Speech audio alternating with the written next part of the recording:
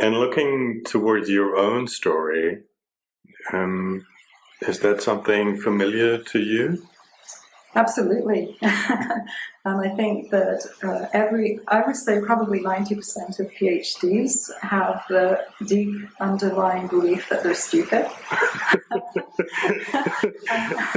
And that is my experience. So when I was 4 or 5 years old, my parents took me and my brother to basically a theme park. There wasn't really a theme park, but it was a lake and a seaside resort. Yeah. And at the dock, there was this beautiful wooden galleon, which we went on board, and off we sailed to Treasure Island. And when we disembarked, my brother and I were busy digging in the sand for the gold coins that we'd been told were there. And all of a sudden, these pirates jumped out of the bushes, pointing their guns at us. And being a 4-year-old, I put my hands in the air, and then I looked around and I realized that I was the only one with my hands in the air, and everyone else on that beach was laughing at me. And I just became so embarrassed, acutely embarrassed, and I just went behind my mom and put my head in her skirts, just wanting to disappear. Because how could I have been so stupid as to believe that these pirates were real? Okay, yeah. And that was the point at which I developed a very strong, powerful, negative belief that I'm stupid. And who could love a stupid girl? That means that I must also be unlovable. It's not possible to love someone who's stupid. They're worthless. Yeah, yeah. And so a lot of my life was spent jumping through hoops, getting more and more degrees to prove to myself that I'm not stupid. But it could never be enough because the belief was always there. And that's the thing about beliefs, is that until you recognize that they're there and counter them with the deep knowing that your worth is inherent, it's not possible to be stupid. It's possible to have different IQs and different abilities, but the truth of my being is that I'm inherently worthy no matter what. And that's what I needed to get in order to heal that belief and stop jumping through hoops.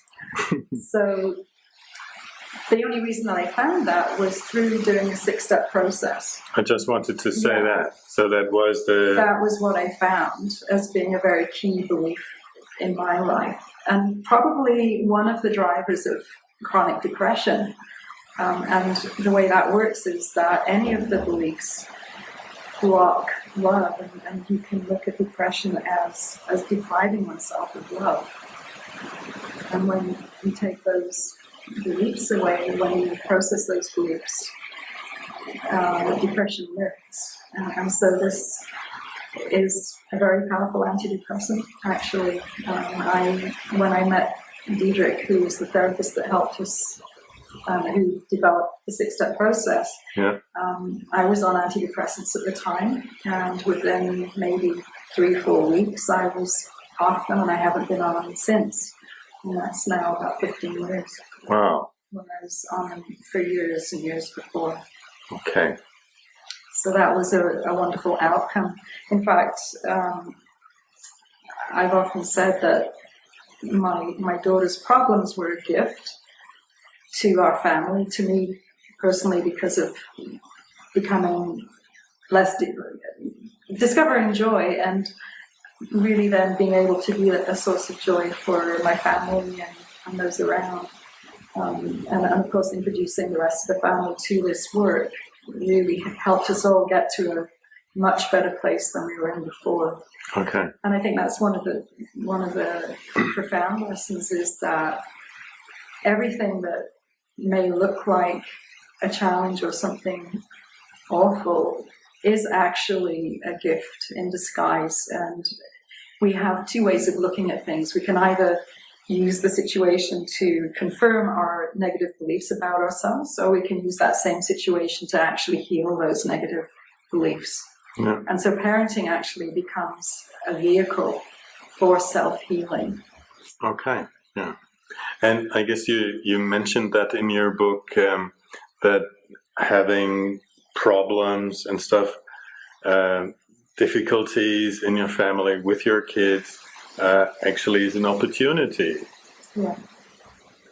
And I think there was one point at which I knew that I had really managed to tackle some of these beliefs.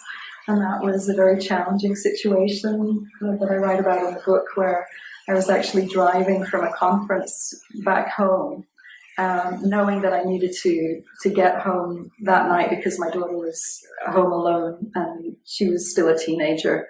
And I knew that there could be a problem with that, so I needed to get home. And just as this was driving from Seattle to Vancouver, and we got to the border, or just before the border, my phone rang. And my friend who was sitting next to me, I told her to answer it, and so she did. She passed the phone to me. She said, "It's the police." So I took the phone, and they said, "It's okay, your daughter's fine, but there's been a party at your house, and a gang came by with baseball bats, and now all your windows are smashed." So, and he said, "Do you want to speak to your daughter?" So I said, "Yes, put her on." And so she said, "Hi, Mom." And I said, "Hi, darling, I love you. Call a 24-hour glass repairman. I'll be home before they come." And that was, I had no ripple of anger, or I wasn't triggered by that situation. And I was able to extend love to her and just move straight into problem solving. So that's another positive outcome of doing the work, is that not only does it take away your triggers, but it allows you to move straight into problem solving.